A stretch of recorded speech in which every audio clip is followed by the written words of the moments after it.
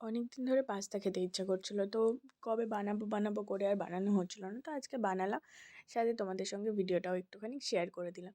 তো আজকে পাস্তা বানানোর জন্য নিয়েছিলাম গাজর, আলু, পেঁয়াজ কুচি, টমেটো কুচি, লঙ্কা কুচি আর একটুখানি লেবু নিয়েছিলাম। সেটা কখন অ্যাড করছি, কেন অ্যাড করছি সেটা আমি পরে অবশ্যই বলবো। আর অবশ্যই পাস্তা নিয়েছিলাম।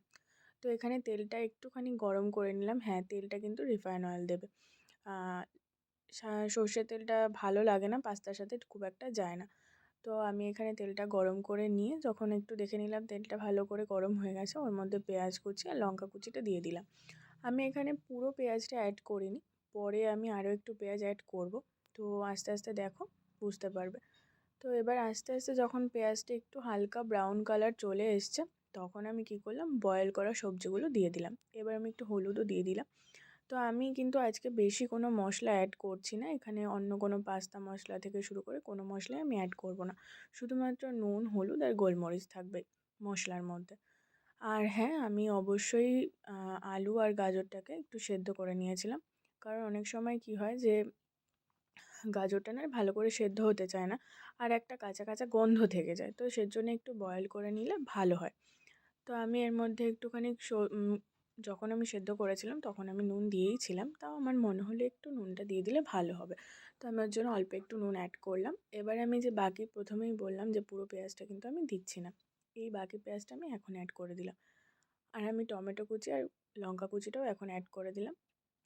এবার আমি আস্তে আস্তে এই সব কটা সবজি ভেজে নেব।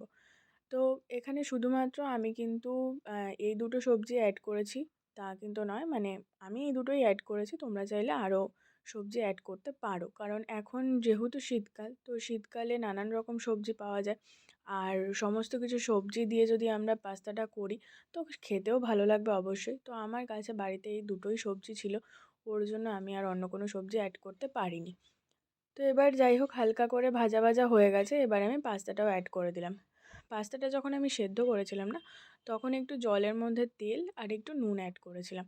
নুনটা অ্যাড করলে কি হয় যে পাস্তাটার মধ্যেও একটু নোনতা নোনতা ফ্লেভারটা থাকে। কারণ পরে যখন নুন অ্যাড করে না, আমি যতবারই রান্না করেছি এর আগে, তো পরে নুন অ্যাড করলে কি হয়, পাস্তার মধ্যে ঠিক করে নুনটা না ঢুকতে চায় না। তো যখন সেদ্ধ করে নেওয়ার সময় যদি একটু আমরা নুনটা দিয়ে দিই, তো আমার মনে হয় ওটাতে বেটার হয়। তো ওর জন্যই আমি এখন থেকে যখনই পাস্তা করি বা যদি আমি চাউমিনও করি, তাহলে আমি একটু নুনটা দিয়েই দিই। আর হচ্ছে তোমার যখন সেদ্ধ করেছিলাম নুনের সঙ্গে আমি একটু তেল অ্যাড করেছিলাম।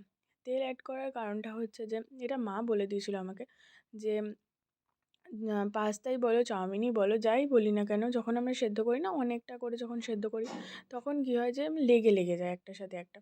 তো যাতে লেগে না যায় তার জন্যই আমি একটু তেল দিয়ে দিয়েছিলাম। আর হ্যাঁ, আমি রিফাইন অয়েলই ইউজ করেছি রান্নার জন্য। তো এখানে আস্তে করে আমি একটুখানি তোমাদের সাথে কথা বলতে বলতে তার মাঝে আমি একটুখানি গোলমরিচের গুঁড়ো অ্যাড করে দিলাম। গোলমরিচের গুঁড়ো অ্যাডটা করলাম কারণ আমার গোলমরিচের ফ্লেভারটা পার্সোনালি খুব ভালো লাগে। কেউ যদি না দিতে চাও, কারণ অনেকেই আমি জানি যে গোলমরিচের গুঁড়োটা মানে গুঁড়োর যে ঝালটা সেটা অনেকেই খেতে পারে না। তো যারা পার্সোনালি খেতে পারো না, তারা এটাকে স্কিপ করতেই পারো, কোনো অসুবিধা নেই। যেহেতু আমি কাঁচা লঙ্কাও অ্যাড করেছি, তো ঝালটা নিজেদের স্বাদ অনুযায়ী তোমরা দিতেই পারো।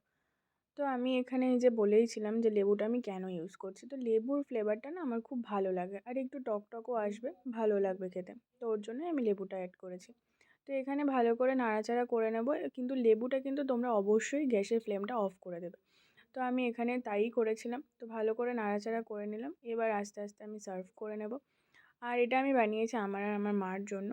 কারণ বাবা অফিসে আছে, বাবা আর এসব খুব একটা বাবা পছন্দও করে না, ওর জন্য বাবার জন্য না, বাবা আমি আর মাই খাবো। আর মা চাইনিজ খুব ভালোই বাসে, পাস্তা টাস্তা তো মার ভালো লাগে।